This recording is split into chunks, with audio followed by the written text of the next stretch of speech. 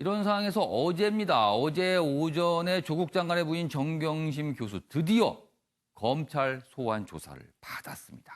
그런데요. 조사를 받는 그 형식에 대한 또 얘기가 또 뒷말이 있습니다. 그 얘기 좀 해보겠습니다. 기사 2개 정도 준비되어 있습니다. 다음 기사입니다. 서울신문인데요. 휴일 아침 지하 통해서 출석했다. 정경심 조사 중단 요청에 조기 귀가했다. 그런 거예요. 그러니까 비공개인 거죠. 그리고 통상 이렇게 한번 출석하면 밤새 조사를 하잖아요. 그리고 나서 새벽에 나오거나 뭐 이러는데 어제는 한 5시경에 돌아갔습니다. 뭐 이런 것도 이례적 아니냐는 거예요. 그래서 서울신문 제목이 이렇게 돼 있습니다. 정 교수 특별 대우 논란이다. 통상적인 출입 절차 생략하고 조사실로 직행. 그러니까 지하실로 들어갑니다. 차를 타고. 근데 그 지하실은 쉽게 접근할 수 있는 곳이 아니거든요. 진술조서 열람 날인도 안 했다. 통상 조사 끝나면 그걸 본인이 확인하고 사인하거든요. 근데 그런 거 없었답니다. 영상 녹화만 있었다. 그래서 고강도 수사 이루어지지 않았을 가능성이 있는 거 아니냐. 그리고요. 그럼 왜 검찰이 어제 이런 거를 뭐 허용했을까? 그 얘기입니다. 여기 보면 청와대와 여권의 경고 그리고 지난 주말 촛불 집회 압박을 의식한 거 아니냐는 거죠. 뭔가 검찰이 약간 좀 움츠린 거 아니냐. 뭐 이렇게 좀 분석이 돼 있습니다. 관련 기사 하나 더 보죠. 다음입니다. 그러니까 야당을 중심으로 이런 표현이 등장합니다. 황제 소환. 황제 소환이다. 정경심 휴일 비공개 출두의 황제 소환 논란. 일반인 불어된 지하 주차장 이용했고 뭐 검찰은 여당 압력에 특혜 제공한 거 아니냐 이런 비난이 뭐 쏟아지고 있다고 합니다. 아무튼 좀 약간 뒷말이에요. 뭐 논란까지는 모르겠습니다만 뒷말이 좀 있습니다, 사실요. 자, 그럼 여기서요. 어제 정경심 교수의 소환 조사에 대한 여야 반응이 있거든요. 영상으로 확인해 보겠습니다. 정 교수의 비공개 소환이 피의자의 인권을 존중하는 보다 선진적인 수사로 가는 계기가 되길 바랍니다. 국민은 피의자 인권을 존중하는 절제된 검찰권 행사라고 생각하지 않습니다. 살아있는 권력에 굴복한 특혜 소환, 황제 소환이라고 생각할 것입니다. 네. 뭐 여야 반응을 보면요. 항상 뭐 다릅니다. 어떻게 보면 그 반응만 보고 내용을 모르고 있는 상태에서 그 반응만 보면요. 서로 다른 걸 가지고 얘기하나 보다. 이런 생각도 사실 듭니다. 그 정도로 갈라져 있습니다. 자, 이수희 변호사. 어제 이제 소환 방식에서 이례적이라는 얘기가 나오고 있는데 사실 얼마 전에 문재인 대통령이 검찰을 향해서 인권 존중 수사를 해야 된다. 뭐 이런 걸 강조했잖아요. 그런 거에 영향을 좀 받았을까요? 근데 왜 그 말씀이 유독 그 정경심 교수 소환 전에 나왔느냐?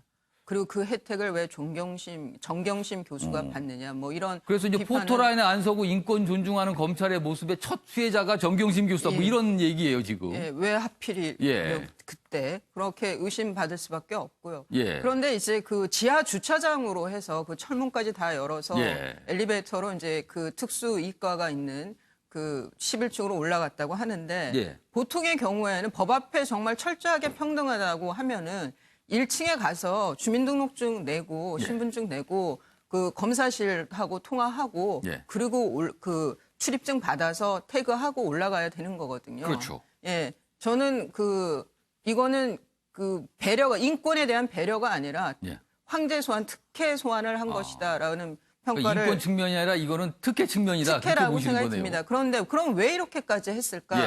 검찰 입장에서 제 표현이 좀 거칩니다만 악성 민원인들이 있을 경우에 꼬투리 안 잡히려고 모든 행정기관들이 그렇게 하죠. 꼬투리 안 잡히려고 굉장히 조심스럽게 하죠.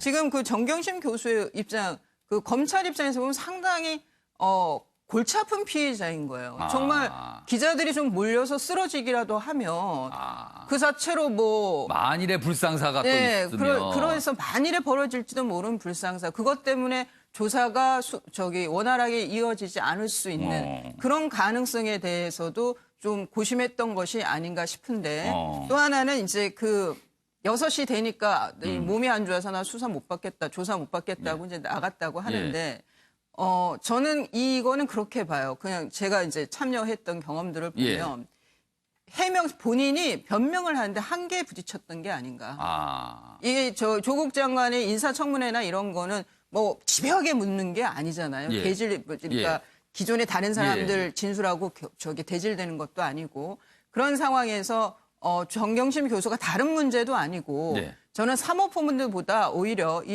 그 조국 장관 부부가 더 관심을 갖는 거는 아이들 학벌과 대학 입학과 관련된 문제란 말이에요. 이게 유죄가 되면은 아이들이 다 대학 그렇죠. 그러니까 고졸이 될 수 있는 문제가 될 수가 있죠. 그런 상황에서 필사적으로 저는 지금 그 수사받는 것에 그 시간 끌기를 하고 있는 것이 아니냐. 상당히 비협조적으로 나오게 있는 게 아니냐. 애들 문제이기 때문에. 그래서 저는 어제 건강상의 문제는 핑계에 불과하고 변명이나 해명을 하다가 한계에 부딪히니까 조사를 거부한 게 아닌가 싶습니다. 사실 이 어떤 검찰 조사를 받을 때 일과 시간에만 조사를 받겠다라고 하면 그 추가적으로 조사를 원래는 할 수 없는 거잖아요. 규정상은요. 그렇죠. 본인이 그걸 그러니까 원하지 않는다 하거든요. 동의를 꼭 받아야 됩니다. 근데 어제 이제 동의를 하지 않고 몸이 불편하니까 가겠다 이렇게 요청을 해서 이제 조사가 중단이 됐습니다. 자, 김건학 교수님. 이게 뭐 여당 쪽에서는 저 정도 소환의 모습은 적법한 거다, 적절한 조치였다. 그리고 야당 쪽에서는 이거 황제 소환이다, 특혜다 이렇게 얘기하고 있잖아요. 근데 어제 모습 보면 사실 통상 어떤 중요한 인물들이 검찰 조사를 받으면 기사로 나오는 게 이제 부수적인 내용이지만 뭐 점심을 시켜 먹었는데 곰탕을 시켜 먹었다. 뭐 들어갈 때 조사실의 모습이 어땠다. 뭐 태도가 이런 게 나오는데 어제 하나도 나오는 게 없어요. 그렇죠. 그만큼 검찰 쪽에서 전혀 설명을 안 하고 있다는 건데 이건 또 어떻게 보십니까? 그러니까 이게 이제 최근에 피의자 사실의 어떤 공표 문제가 현안이 되고 있잖아요. 그것이 결국엔 법도 어기는 것이고 이 문제로 해서 많은 인권이 이제 침해를 받는다. 뭐 이런 얘기들이 지금 많이 나오니까 아마 검찰에서 그런 부분을 전면적으로 유의하는 것 같아요. 그러니까 과거는 뭐 우리가 지금 말씀하셨지만 점심을 뭘로 먹었다, 얼마를 휴식했다, 뭐 이 등등의 것들이 나오잖아요. 식판에서 뭐 다 남기지 않고 다 비웠다, 뭐 이런 얘기까지 나왔었어요. 그런 얘기까지 나오는데 지금 뭐 그런 얘기 일체 없습니다. 그래서 실질적으로 우리가 뭔가를 알 수 있는 상황이 안 되는 거죠. 그런데 저는 이게 맞다고 봐요. 그리고 사실상 뭐 우리가 이제 그 알 권리라는 부분이 있는데 그거는 이제 공소장이라든가 재판 과정에서 알 수 있기 때문에 이런 부분들을 우리가 의도적으로 막 이렇게 침해를 해서 왜냐하면 그 부분에서 누군가의 인권을 또 침해받을 수 있잖아요. 그러니까 과거로 우리가 돌아가면 검찰에서 논두렁시계다. 뭐 이런 단어 하나로 그냥 사람의 어떤 이미지가 완전히 훼손되는 그런 장면들이 있었기 때문에 저는 검찰이 이런 거는 유의해야 된다. 그런데 어제 그 양당에서 나온 그 검찰에 대한 평 이거는 참 저는 보기에는 좀 불편하다는 생각이 많이 들었어요. 그러니까 자유한국당 같은 경우는 계속해서 검찰 사실 칭찬했잖아요. 그런데 이거 하나로 갑자기 뭔가 권력 앞에 뭐 내린 거 아니냐. 비난을 한 거죠, 또 이 그렇죠. 부분에 대해서. 그리고 민주당 같은 경우는 계속 나를 세우다가 이거 적절하다. 그러니까 이런 식으로 이게 이제 중우정치 특징인데요. 결국에는 이 합당한 권력을 갖고 있는 권위를 갖고 있는 이 검찰을 압력을 가해서 자기들이 원하는 방향으로 수사 방향을 이끌어 나가려고 하는 거거든요. 이건 국민들이 보기엔 굉장히 불편한 일들이에요.